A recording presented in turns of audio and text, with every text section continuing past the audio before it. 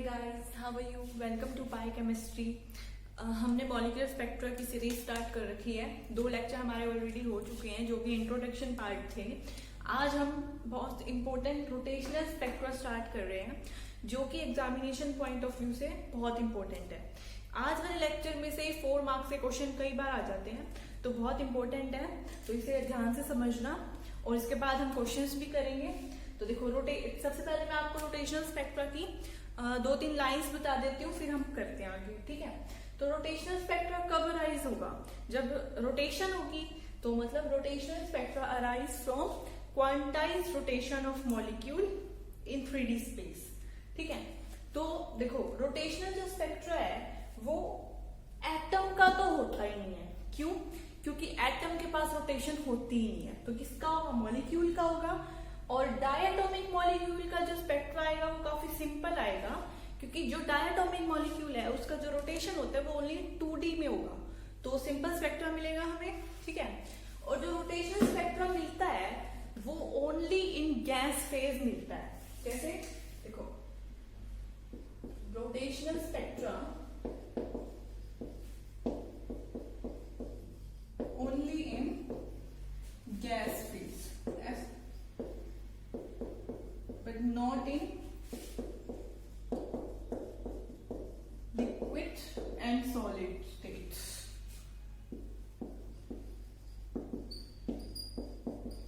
ऐसा क्यों? क्योंकि लिक्विड और सॉलिड स्टेट में कोलिजन्स की वजह से जो रोटेशन होता है वो क्वेश्ड हो जाता है, रुक जाता है। इस वजह से हमें रोटेशनल स्पेक्ट्रा जो मिलता है वो गैस फेज में ही मिलेगा। ठीक है, और एटम का रोटेशनल स्पेक्ट्रा मिलता नहीं है। और देखो, प्योर रोटेशनल स्पेक्ट्रा पढ़ेंगे पहले हम, बाद में रोटेशनल वाइब्रेशनल मिक्स आएंगे, रमन आएगा। ठीक है, तो प्योर रोटेशनल स्पेक्ट्रा का क्या मतलब है?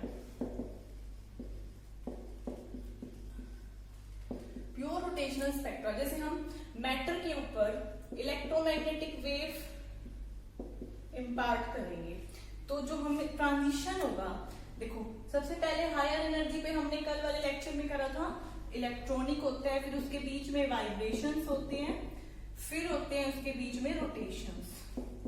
ठीक है, तो अगर प्योर रोटेशनल स्पेक्ट्रा हमें कब मिलेगा? जब ट्रांजिशन हो between rotational energy levels with in the same vibrational level. Vibrational level change नहीं होना चाहिए, क्योंकि रोटेशनल लेवल्स तो यहाँ पे भी होंगे, ये वाइब्रेशनल लेवल है, तो हो सकता है यहाँ से यहाँ तक भी ट्रांजिशन हो, लेकिन इसमें तो एक वाइब्रेशन से दूसरे वाइब्रेशन पे चला गया, तो ये प्योर रोटेशनल स्पेक्ट्रा नहीं है, वाइब्रेशन में भी आ जाएगा। ठीक है, तो प्योर रोटेशनल स्पेक्ट्रा कब अराइज होगा? Arise between rotational energy level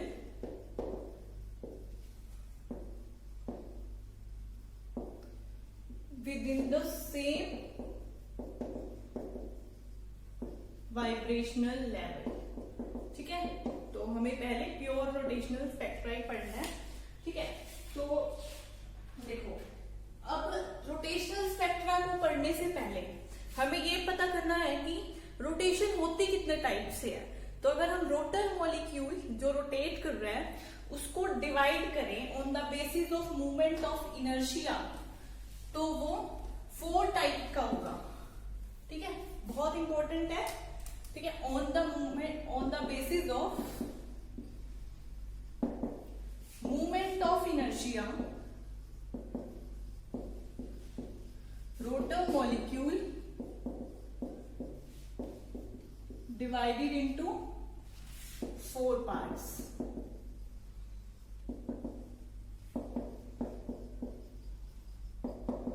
कौन कौन से? सबसे पहले है हमारे पास लीनियर रोटर, स्फेरिकल। आपने कई बार क्वेश्चंस देखे भी होंगे, डायरेक्ट 4 मार्क्स में क्वेश्चन आता है कि कौन सा लीनियर का एग्जांपल है, कौन सा स्फेरिकल का एग्जांपल है। डायरेक्ट 4 मार्क्स में क्वेश्चन आते हैं इसके। ठीक है, linear rotor, spherical, symmetric rotor और एक होता है असिमेट्रिक रोटर। ठीक है, तो रोटेशनल स्पेक्ट्रा पढ़ने से पहले हमें इन चारों के बारे में जानना जरूरी है।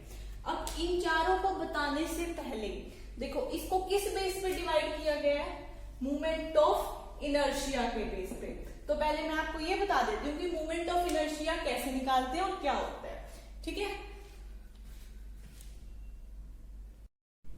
देखो अब हमें मोमेंट ऑफ इनर्शिया निकालना है, तो कैसे निकालते हैं। देखो मोमेंट ऑफ इनर्शिया का फॉर्मूला होता है समीशन MI/RI का स्क्वायर, मतलब मास ऑफ दैट जो भी हमने मॉलिक्यूल ले रखा है एटम है, ठीक है, into distance between that mass with the axis. जैसे हम एग्जांपल लेके चलते हैं, देखो ये है, हमने 4 वेट रखे हैं, 1 किलोग्राम, 2, 3 और 4 किलोग्राम के वेट रखे हुए हैं। इसका हमें मोमेंट ऑफ इनर्शिया निकालना है। तो देखो हम एक्सिस मान लेते हैं, जैसे हमने ये एक्सिस मान ली, एक्स एक्सिस मान लो या ए एक्सिस मान ली, ये वाली एक्सिस हमने मान ली बी, और जो परपेंडिकुलर होगी ये वाली, इसको हम मान लेते हैं सी एक्सिस, ठीक है। ये यहाँ तक मतलब और आगे तक जा रही है अबाउट द प्लेन, ये सी एक्सिस। तो अब हमें निकालना है, और जो इसका ये डिस्टेंस है ये 2 मीटर और 4 मीटर दे रखा है, कुछ भी दे रखा है, ठीक है। तो हमें इसका मोमेंट ऑफ इनर्शिया निकालना है, तो कैसे निकालेंगे। तो ये 2 मीटर है तो ये 1 और 1, ये 2 और 4 मीटर है तो 2 2 डिस्टेंस हो जाएगा, ठीक है। तो हमें सबसे पहले ए एक्सिस के अलोंग निकालना है, तो हम इसको आई ए से डिनोट कर सकते हैं।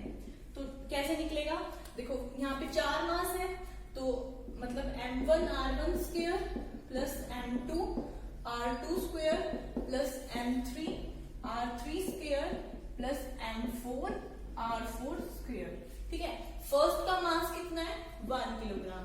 अब distance with the axis of that mass, तो देखो इस ए एक्सिस से इसका डिस्टेंस कितना है 2 मीटर, तो हमें यहाँ 2 पुट करना है, इसका स्क्वायर प्लस m2 2 मास है और इसका डिस्टेंस कितना इस एक्सिस से 2 ही है, तो 2 का स्क्वायर प्लस m3 3 और इसका डिस्टेंस ए एक्सिस से 2 स्क्वायर, m4 यानी कि 4 और इसका डिस्टेंस भी कितना है 2 का स्क्वायर। बस इसको सॉल्व कर लेंगे तो moment of inertia along the A axis आ जाएगी। ऐसे ही along the B axis I B, तो कैसे निकालेंगे, फर्स्ट का मास डिस्टेंस, अब बी वाले का फर्स्ट वाले से क्या डिस्टेंस है 1 मीटर, तो 1 का स्क्वायर, सेकेंड मास 2, इसका डिस्टेंस भी 1 ही है, प्लस थर्ड मास 3, इस बी वाली का इससे क्या डिस्टेंस है, ये भी तो पूरी बी एक्सिस है, तो 1 का स्क्वायर प्लस 4 इंटू ये भी 1 का स्क्वायर। इसको सॉल्व कर लेंगे आई बी आ जाएगा। ऐसे ही हम आई सी निकालेंगे। अब सी फर्स्ट वाले का मास, अब सी एक्सिस ये वाली है, ये यूं शो हुई है कि एक तो अबव द प्लेन एक बिलो द प्लेन, तो सी वाले से इसका मास कितना डिस्टेंस है, तो देखो ऐसे निकालेंगे। देखो ये 2, अगर इसको ये वाली मान लेते हैं तो आपको पता है पाइथागोरस थ्योरम से 2 का स्क्वायर प्लस 1 का स्क्वायर से निकल जाएगा, यानी कि √5, ठीक है। तो डिस्टेंस कितना हो जाएगा √5 का स्क्वायर प्लस 2 इंटू, ऐसे ही सी वाली से इसका डिस्टेंस √5 ही होगा सेम, प्लस 3 इंटू इससे भी इसका डिस्टेंस सेम ही है √5 का स्क्वायर प्लस 4 इंटू √5 का स्क्वायर। ऐसे हम मोमेंट ऑफ इनर्शिया निकालते हैं, ठीक है। ये पता होना चाहिए, इसके बाद ही हम उसे डिवाइड करेंगे। अगर ये समझ नहीं भी आया तो भी कोई बात नहीं, हमारे क्वेश्चंस हो जाएंगे, ठीक है। समझ आ जाए तो अच्छी बात है। अब देखो जैसे हम एग्जाम्पल निकालते हैं, एग्जाम्पल लेते हैं OCS मॉलिक्यूल, इसमें हमें IABC देखना है। तो देखो अभी हमें कुछ नहीं पता सिमेट्रिक रोटर और सिमेट्रिक के बारे में, कुछ भी नहीं, हम सीधा देखते हैं कि देखो अगर हम इसको ए एक्सिस माने तो ए के अलोंग जो डिस्टेंस है सेंटर ऑफ मास से लेके, क्योंकि सेंटर ऑफ मास से डिस्टेंस लिखते हैं, तो सेंटर ऑफ मास से ए का इसका जो डिस्टेंस है वो इसी एक्सिस पे ही आ रहा है, वो मास जैसे ऑक्सीजन जो है वो इसी एक्सिस पे आ रहा है, तो डिस्टेंस कितना हुआ 0 हो गया, इसका इससे डिस्टेंस 0 हो गया, तो आई ए तो 0 ही हो जाएगा। और आई बी कितना होगा अगर हम इसको ये वाली एक्सिस माने? तो देखो पहले तो ऑक्सीजन से, मतलब mass of oxygen, distance of CO, इन दोनों के बीच का डिस्टेंस का स्क्वायर, प्लस ऐसे ही मास ऑफ सल्फर, इन दोनों के बीच का डिस्टेंस का स्क्वायर, ऐसे ही निकालेंगे। इससे तो इसका डिस्टेंस 0 नहीं है ना, इस एक्सिस से, तो हमने 0 नहीं करा, उस वाले में 0 था तो 0 ही हो गया। ठीक है, ऐसे ही हम आई सी निकालेंगे। अगर हम ये वाली एक्सिस सी मानते हैं तो आई सी कैसे निकलेगा? जो डिस्टेंस इसका है वही डिस्टेंस इसका इससे भी है। तो mass of oxygen R of CO का square plus mass of sulphur R of C S का स्क्वायर। तो ये दोनों तो सेम है, इसका मतलब यहाँ पे आई ए तो 0 हो गया और आई बी इक्वल टू आई सी, ये निकला। ठीक है, ऐसे हम मोमेंट ऑफ इनर्शिया निकालते हैं। अब हम देखते हैं, अगर ये नहीं भी समझ आया तो भी कोई बात नहीं। अब हम सीधा टॉपिक पे आते हैं। क्वेश्चन में वही आएगा पेपर में। तो अब हम देखते हैं, यहीं से 4 मार्क्स का क्वेश्चन आता है। ठीक है, सबसे पहले हम देखते हैं स्फेरिकल रोटर क्या होते हैं। तो देखो, जो स्फेरिकल रोटर होता है इसमें जो मूवमेंट ऑफ इनर्शिया के बेस पे डिवाइड किया हुआ है, तो स्फेरिकल रोटर में तीनों मूवमेंट ऑफ इनर्शिया सेम होते हैं। तो corresponding to these axis A B C movement of inertia are equal. ठीक है, तो इसमें क्या होता है, I A equal to I B, तीनों एक्सिस के along movement of inertia equal आएंगे। और ये कौन से मॉलिक्यूल में होता है स्फेरिकल रोटर? तो these molecule are generally cubic point group. मतलब क्यूबिक पॉइंट ग्रुप कौन से होते हैं? आपने ग्रुप थ्योरी कर रखी हो तो, जो परफेक्ट होते हैं, जैसे कि टेट्राहेड्रल, ऑक्टाहेड्रल एंड आइकोसाहेड्रॉन। आइकोसाहेड्रॉन बोरेन्स में होते हैं, या आपने ऑर्गेनोमेटेलिक में पढ़ा होगा, बोरेन्स में आइकोसाहेड्रॉन सिमेट्री होती है। ठीक है, जिसमें 20 तो फेज होते हैं और 12 वर्टिसेस होते हैं, यहाँ पे कोई नहीं। ठीक है, टेट्राहेड्रल, ऑक्टाहेड्रल, लेकिन जो परफेक्ट टेट्राहेड्रल और ऑक्टाहेड्रल होना चाहिए, मतलब जो सब्स्टिट्यूएंट्स है टेट्राहेड्रल और ऑक्टाहेड्रल पे, वो सेम होने चाहिए, जैसे CH4। ठीक है, सारे सब्स्टिट्यूएंट सेम है, लेकिन अगर हमारे पास ये आ जाए CH3Cl, एक भी चेंज कर दिया तो इसमें स्फेरिकल वाली नहीं होगी। मतलब परफेक्ट होने चाहिए क्यूबिक पॉइंट ग्रुप, सारे के सारे सब्स्टिट्यूएंट सेम होने चाहिए, टेट्राहेड्रल में भी और ऑक्टाहेड्रल में भी। ठीक है, और जिनमें स्फेरिकल रोटर होता है, जिनमें स्फेरिकल रोटर वाली सिमेट्री होती है, वो सारे के सारे रोटेशनली इनएक्टिव होते हैं। Molecules are, these molecules are rotationally inactive. मतलब रोटेशनल एक्टिव और इनएक्टिव कब होगा वो हम आगे पढ़ेंगे, लेकिन अभी मैं आपको बता देती हूँ, रोटेशनल एक्टिव वो होते हैं जिनके पास परमानेंट डाइपोल मूवमेंट हो। इनके पास बिल्कुल भी डाइपोल मूवमेंट नहीं है, इसलिए not have permanent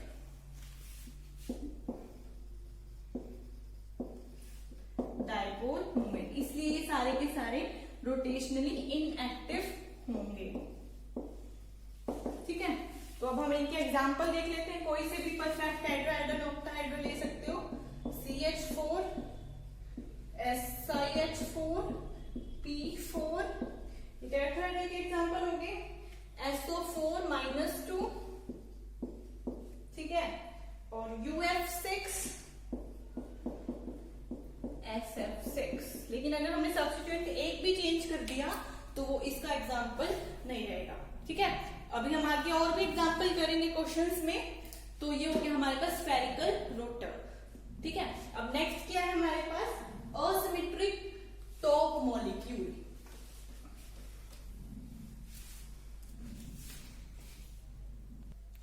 asymmetric top molecule में क्या होगा? जो मोमेंट ऑफ इनर्शिया है कॉरेस्पॉन्डिंग टू 3 एक्सिस, वो सारे अनइक्वल होंगे। जैसे सिमेट्रिक में सारे इक्वल थे, तो इसमें सारे सिमेट्रिक में नहीं, सॉरी स्फेरिकल में। सिमेट्रिक में कंफ्यूज मत होना, जो हमने फर्स्ट करा स्फेरिकल उसमें सारे इक्वल थे और असिमेट्रिक में सारे अनइक्वल है। तो क्या होगा कि moment of inertia corresponding to 3 axis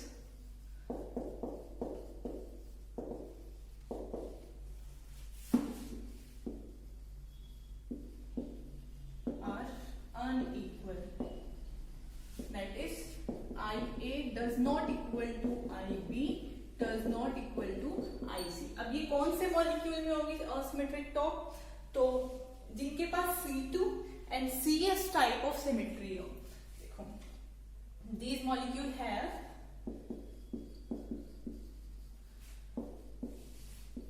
C2 and CS type of symmetry। C2 axis होती है और CS हमें पता है अगर किसी भी मॉलिक्यूल में सिर्फ एक प्लेन प्रेजेंट है और कोई भी सिमेट्री नहीं है तो उसको हम बोलते हैं CS टाइप ऑफ सिमेट्री। ठीक है, अगर ये दोनों में से कोई एक भी प्रेजेंट है तो उसमें असिमेट्रिक, उसे हम असिमेट्रिक टॉप बोलेंगे। जैसे हम एग्जांपल ले लेते हैं वाटर, तो हमें पता है वाटर में कौन से टाइप की सिमेट्री होती है? C2। हम यहां से एक्सिस पास करेंगे, इसको यूं रोटेट करेंगे तो ये हाइड्रोजन इधर, ये वाला इधर। C2 में कितने में रोटेशन करनी होती है? आपने ग्रुप थ्योरी की होगी तो 360 divide by 2 that is 180 degree से रोटेट करो। तो देखो ये हाइड्रोजन इधर आ जाएगा, ये इधर, तो सेम ही आया। तो इसमें C2 है तो इसलिए असिमेट्रिक का एग्जाम्पल है। जैसे क्लोरोबेंजीन, इसमें यहां से पास करेंगे एक्सिस क्लोरीन और इसके सेंटर से तो सेम आएगा, तो C2 टाइप सिमेट्री है। जैसे फॉर्मेल्डिहाइड HCHO, यहां से C2 पास करो, ठीक है। या फिर अगर हम CS का कोई एग्जांपल लें, जैसे इस टाइप का कोई मॉलिक्यूल, देखो इसमें कोई एक्सिस ऑफ सिमेट्री तो है नहीं, अगर यहां से पास करेंगे ये रोटेट करेगा तो सेम तो आएंगे नहीं। इसमें ये वाली प्लेन ऑफ सिमेट्री है कि इस पूरे में से हमें ऐसे प्लेन कट कर दें, ठीक है, तो कट हो जाएगा। और इसमें CS, जिसमें भी एक प्लेन प्रेजेंट हो उसे CS बोलते हैं और इसमें असिमेट्रिक टॉप का ये एग्जाम्पल है, ठीक है। बाकी के एग्जाम्पल हम करेंगे इसके बाद। पहले कर लेते हैं लीनियर रोटर, थर्ड टाइप है लीनियर रोटर मॉलिक्यूल। अब लीनियर रोटर किसमें होता है? इसके नाम से ही पता चल रहा है जो मॉलिक्यूल लीनियर होंगे, मतलब जिसमें C infinity axis of symmetry होगा। अगर आपको पॉइंट ग्रुप नहीं आते तो आप डायरेक्ट एग्जांपल याद रख सकते हो, ठीक है, इससे भी समझ आ जाएगा। लीनियर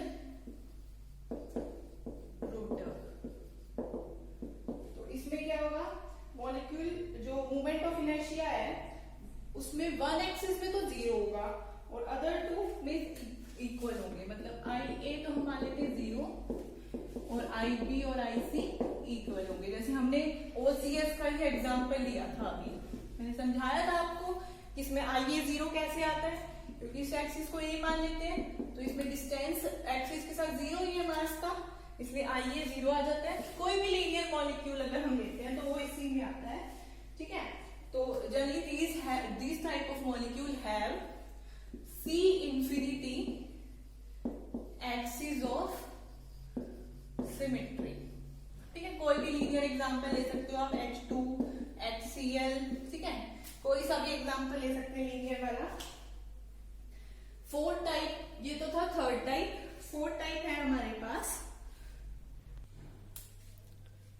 तो नेक्स्ट फोर्थ जो है हमारे पास वो है सिमेट्रिक रोटर, और यही काफी इंपॉर्टेंट है। इसमें से 4 मार्क्स में क्वेश्चन, मतलब सबसे ज्यादा इंपॉर्टेंट यही वाला है सिमेट्रिक, और इसी में से क्वेश्चन पहले भी आए हुए हैं 4 मार्क्स में, सिमेट्रिक रोटर, ठीक है। तो सिमेट्रिक रोटर कौन सा होगा जिसमें ना तीनों के तीनों जो मोमेंट ऑफ इनर्शिया है वो नॉन जीरो हो and 2 of them are equal, ठीक है। तो इसको 2 टाइप से डिवाइड किया हुआ है, प्रोलेट और ओब्लेट।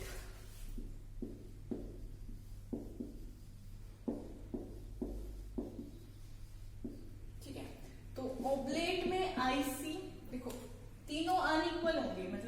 IA I, जीरो कोई भी नहीं है, इनमें से दो तो सेम होंगे और एक इनसे या तो बड़ा होगा या छोटा होगा। अगर वो वाला बड़ा है तो हम उसे देंगे ओब्लेट में, अगर वो छोटा है तो प्रोलेट में। तो छोटा वाला हम IA मान लेते हैं, IB इक्वल टू IC। ये हमने सिर्फ अपने कन्वीनियंस के लिए मान रखा है, ऐसा कुछ भी नहीं है। आप यहाँ पे IA और यहाँ पे IC भी मान सकते हो, ठीक है।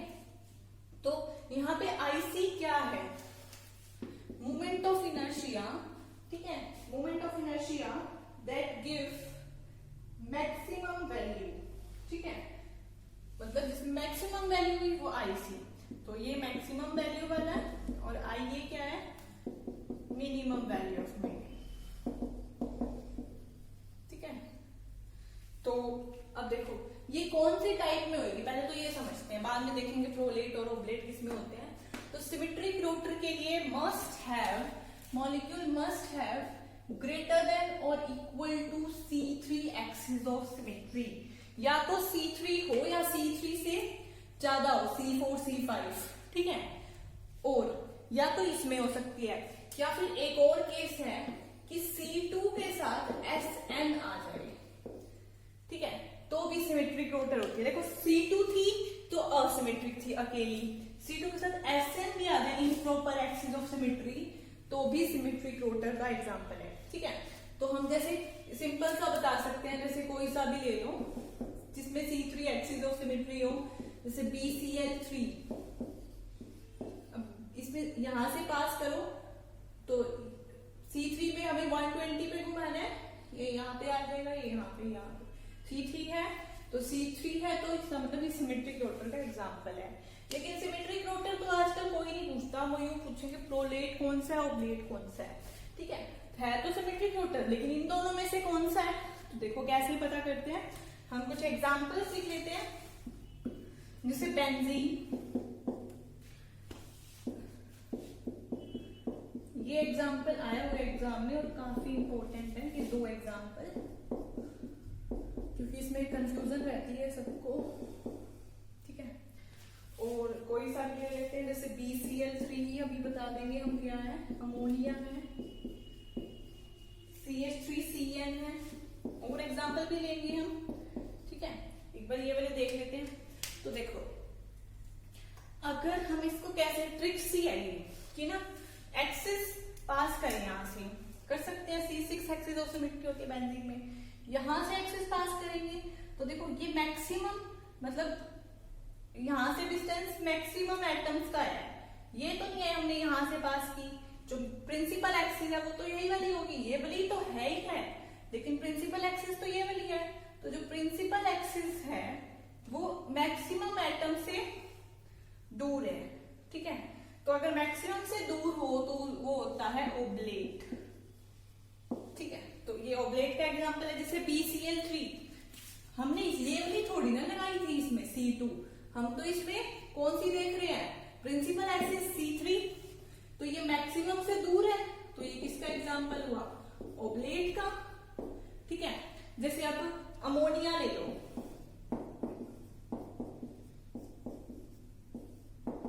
ये यूं होता है, ठीक है। इसमें अगर हम C3 पास करें तो इस हाइड्रोजन से पास नहीं होगी, सिर्फ नाइट्रोजन से पास होगी, ठीक है।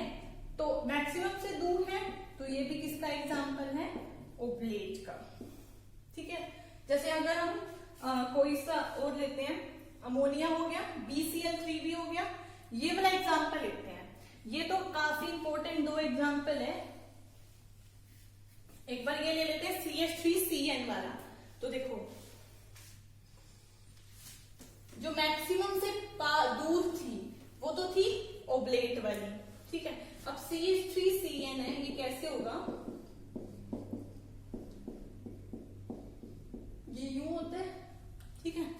तो यहां से पास करेंगे तो भी हाइड्रोजन से तो काफी, हाइड्रोजन से तो पास नहीं हो रही ना, तो मैक्सिमम 3 से दूर है, तो इसलिए किसका एग्जांपल है, देखो इसमें जो हम एक्सिस है उन सब में हम एक्सिस ऊपर से पास कर रहे थे, इसमें जो एक्सिस है हम वो ऊपर यूं पास नहीं कर रहे, यूं पास कर रहे हैं, तो कुछ तो इस एक्सिस के अलोंग ही आगे, मतलब मोमेंट ऑफ इनर्शिया इसके अलोंग 0 होगा, तो मिनिमम से निकल लेगा ये, क्योंकि ये मिनिमम से दूर है, तो इसलिए किसका एग्जाम्पल है, प्रोलेट। जो मिनिमम वाला होता है वो प्रोलेट होता है, ठीक है। अब हम देखते हैं ये वाला और ये वाला एग्जाम्पल। आपको देखने में ये प्रोलेट लग रहे होंगे दोनों, ठीक है, लेकिन इसमें से एक ओब्लेट है, ये प्रीवियस ईयर में आया हुआ है 4 मार्क्स में। एक प्रोलेट है, एक ओब्लेट है। कैसे? तो देखो, हमने कहा था आईसी वो होता है जिसमें मोमेंट ऑफ इनर्शिया मैक्सिमम हो। अब ये बताओ मैक्सिमम इसमें आएगा या इसमें आएगा? तो देखो, अगर हम यहां से C3 पास करें तो डिस्टेंस सिर्फ हाइड्रोजन का मास देखेंगे ना, आयोडीन का मास तो चला ही गया उस एक्सिस के अलोंग, तो कम आएगा, हाइड्रोजन का आयोडीन से कम होता है, तो ये किसका एग्जाम्पल हुआ, प्रोलेट का। कुछ लोग यूं कहते हैं कि अगर ये इस टाइप से कुछ आ रहा है तो प्रोलेट ही होता है। पहले हम भी यही सोचते थे, लेकिन एग्जाम में जब आया तो पता चला कि ऐसा जरूरी नहीं है तो ये भी इसी टाइप का, तो प्रोलेट होना चाहिए, लेकिन ये प्रोलेट नहीं है। देखो, यहां से हम एक्सिस पास करेंगे C3, आयोडीन से पास नहीं होगी, लेकिन जो मोमेंट ऑफ इनर्शिया है वो आयोडीन का मास लेके चलेंगे ना, तभी आएगा, क्योंकि इसके अलोंग तो 0 ही हो जाएगा। तो मैक्सिमम आएगा आयोडीन के लिए हाइड्रोजन को छोड़ के, तो मैक्सिमम आएगा, तो ये किसका एग्जाम्पल हो गया, ओब्लेट का। ठीक है, समझ आ गया होगा। करनी है तो एक बार और देख लो दोबारा से, ठीक है। तो अभी हम एग्जाम्पल्स और देखते हैं। ये कुछ एग्जाम्पल्स हैं, ठीक है, प्रीवियस ईयर में आए हुए हैं, तो मैं अलग से क्वेश्चंस लिख के नहीं दिखा रही कि पूरा क्वेश्चन लिखूं इसमें कौन से टाइप की सिमेट्री। हमने डायरेक्ट प्रीवियस ईयर क्वेश्चंस में से एग्जाम्पल उठा लिए हैं कि कौन से टाइप, ताकि हमारा टाइम भी सेव हो। अब देखो कौन से टाइप, आप वीडियो को पॉज करके एक बार निकाल सकते हो कि अब आपको पता चल गया होगा कि इसमें कौन से टाइप की सिमेट्री है। हम देखते हैं। तो देखो, CH4 परफेक्टली टेट्राहेड्रल है, और परफेक्टली टेट्राहेड्रल में कौन सी टाइप की सिमेट्री होती है, स्फेरिकल, ठीक है। CH3Cl, इसमें C2 है या C3 है, तो अभी हमने किया ही है, इसमें C3 एक्सिस ऑफ सिमेट्री है, ठीक है। C3 वाले कौन से होते हैं, सिमेट्रिक टॉप मॉलिक्यूल। सिमेट्रिक में भी ये कौन से टाइप के एग्जाम्पल है, अभी हमने किया था आयोडीन का एग्जाम्पल है कि प्रोलेट, ठीक है, क्योंकि यहाँ पे जो Ia है वो मिनिमम मिलेगा, तो ये किसका एग्जाम्पल हो गया, प्रोलेट का। CH2Cl2, इसमें कौन सा टाइप की सिमेट्री है, C2 एक्सिस ऑफ सिमेट्री है, तो C2 वाला कौन सा होता है, असिमेट्रिक टॉप मॉलिक्यूल। और CCl4 परफेक्टली टेट्राहेड्रल है, तो कौन सी होगी, स्फेरिकल। UF6 परफेक्टली ऑक्टाहेड्रल है, टेट्राहेड्रल ऑक्टाहेड्रल में स्फेरिकल ही होती है, ठीक है। ये बता देखते हैं इसमें कौन से टाइप, कौन सी सिमेट्री है। देखो, इसको हम यूं लिख सकते हैं, CHF CH2, तो इसमें ये C2 ही है, ये U होगा, out of the plane, below the plane. मतलब अगर हम इनको हाइड्रोजन माने, just a minute, अगर ये हमारा कार्बन है, कार्बन डबल बॉन्ड कार्बन, तो ये हाइड्रोजन, अगर ये वाले 2 हाइड्रोजन है, तो जो 2 हाइड्रोजन होंगे, एक इधर अबव द प्लेन होगा, एक बिलो द प्लेन होगा, ऐसे है, ठीक है। तो इसमें कौन सी, C2 है, ठीक है, तो ये C2 वाला कौन सा होता है, असिमेट्रिक।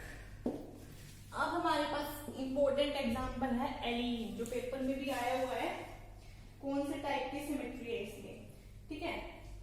तो इसमें है सिमेट्रिक टॉप, तो कैसे पता करें इस सिमेट्रिक टॉप का,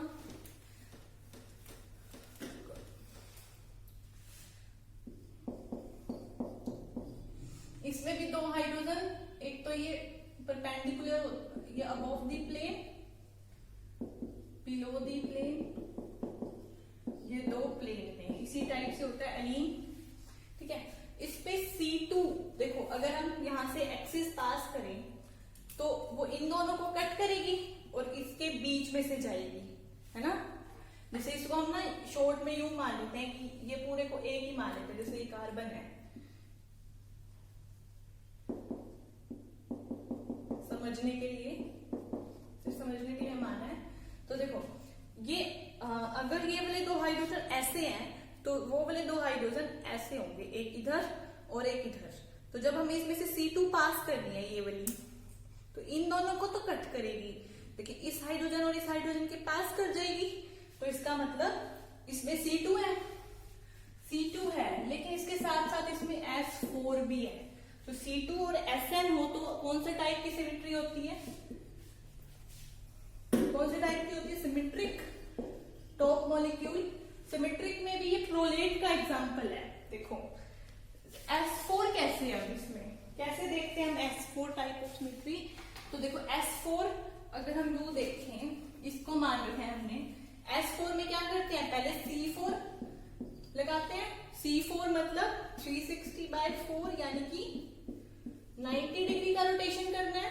अगर हम 90 का रोटेशन करेंगे, ये दो हाइड्रोजन है और एक हाइड्रोजन ऐसे अबोव एक बिलो है, इसमें 90 का रोटेशन करो। देखो अगर इसमें 90 का रोटेशन करें तो ऐसे हो जाएगा, मतलब जो अबोव और बिलो थे वो इन द प्लेन आ जाएंगे।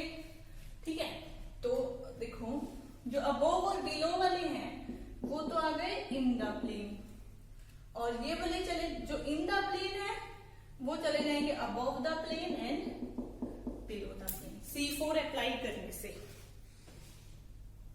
देखो इसको C4 को आप ऐसे समझ सकते हो, जैसे ये है, अब जैसे अगर हम इसको 180 डिग्री रोटेट करें तो ये पूरा ऐसे हो जाएगा, मतलब ठीक है पूरा इन्वर्स हो गया। लेकिन जो अबोव है वो अबोव ही रहा, जो बिलो है वो मतलब अबोव और बिलो ही रहा। लेकिन अगर हम इसको 90 रोटेट कर दें ऐसे, तो देखो ये जो इन द प्लेन वाले थे वो अबोव और बिलो हो गए, और जो अबोव और बिलो है इसको 90 रोटेट करेंगे तो वो इन द प्लेन हो जाएंगे। तो इसी टाइप से चेंज हुआ है। ठीक है, C4 S4 में क्या होता है, पहले C4 अप्लाई करते हैं, फिर उसके परपेंडिकुलर प्लेन अप्लाई करते हैं। तो C4 हमने यूं अप्लाई की है, तो इसके परपेंडिकुलर प्लेन ऐसे अप्लाई करेंगे, तो जो मिरर इमेज आएगी वो कैसी आएगी, ये ऊपर चले जाएंगे नीचे वाले और वो इधर आ जाएंगे। तो देखो हमें सेम ही मॉलिक्यूल मिला, आइडेंटिकल है। ठीक है, तो इसका मतलब इसमें S4 टाइप ऑफ सिमेट्री है, तो C2 प्लस S4, तो इसका मतलब ये कौन से टाइप की होगी, सिमेट्रिक रोटर। ठीक है, काफी इंपॉर्टेंट एग्जाम। अब हमारे पास ये कुछ एग्जांपल्स हैं। CO2 हमें पता है लीनियर होता है, तो ये लीनियर का एग्जांपल है। SO2 लीनियर नहीं होता, इसे गलती से भी लीनियर मत कर देना, क्योंकि लोन पेयर्स वगैरह निकालेंगे, पाई बॉन्ड वगैरह, तो बैंड शेप आएगी, और इसमें C2 होगी तो कौन से टाइप की सिमेट्री हो जाएगी, असिमेट्रिक। ठीक है, N2 और NO2 इसमें भी कंफ्यूजन होती है। देखो N2O तो होता है लीनियर, पाई बॉन्ड वगैरह बना लेंगे। ठीक है, तो लीनियर है तो इसमें लीनियर टाइप ऑफ सिमेट्री।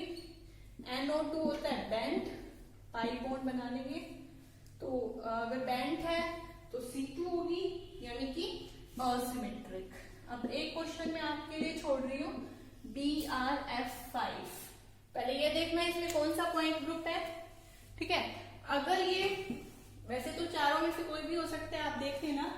अगर ये सिमेट्रिक है तो इसमें से आपको ये भी बताना है कि ओब्लेट है या प्रोलेट है।